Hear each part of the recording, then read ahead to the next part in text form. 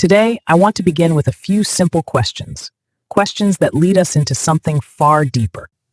How many of us know Elon Musk? Or Steve Jobs? Warren Buffett? Barack Obama? Nelson Mandela? Mahatma Gandhi? Most of us would say yes, I know them. But what do we really mean by that? When we say we know someone, we often mean we've heard about them or we've seen them. But truly knowing a person requires something far deeper. Over generations, cultures shift. The way we dress, even the way we speak, evolves over time. I sometimes hear my grandkids use phrases like, "This is sick! This is dope! This is insane!" when they're describing something good. It's a reminder that language changes. And because language changes, we, believers, must approach the Bible with great care and discipline. If we truly want to understand what God is communicating to us, we need the guidance of the Holy Spirit. The language we use today is not the same language used thousands of years ago.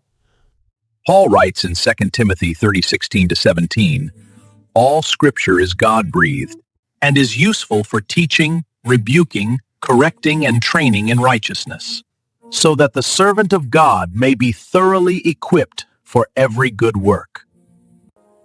I began to wonder, do we, the average Christians, truly know God? Or do we simply know about Him?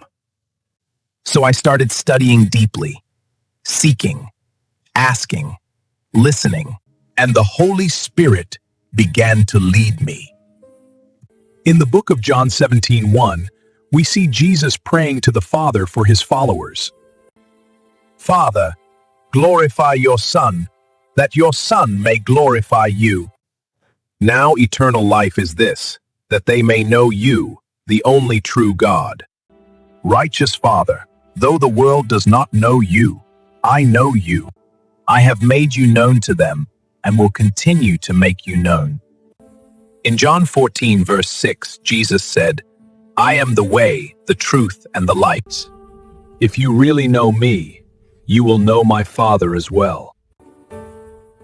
But what kind of knowing was Jesus talking about?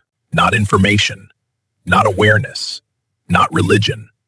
Something deeper. Genesis chapter 4, verse 1 says, "And Adam knew Eve his wife, and she conceived."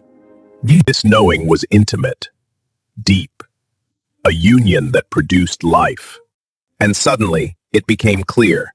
To know God is to be in intimate relationship with Him, a union that must produce fruit.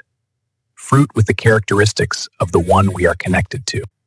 In John chapter 15, verse 6, Jesus says, "You did not choose me, I chose you, and appointed you to go and bear fruit, fruit that will last."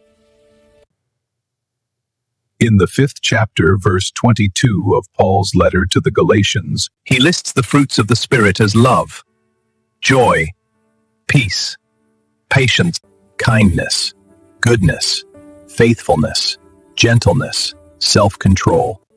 This fruit is not forced. It's born from intimacy with God. When you know Him, you receive His love. Well, would there? The evidence is not in our words, but in the fruit of the Spirit growing within us. Evidence of a life that truly knows God. Lord bless you and keep you.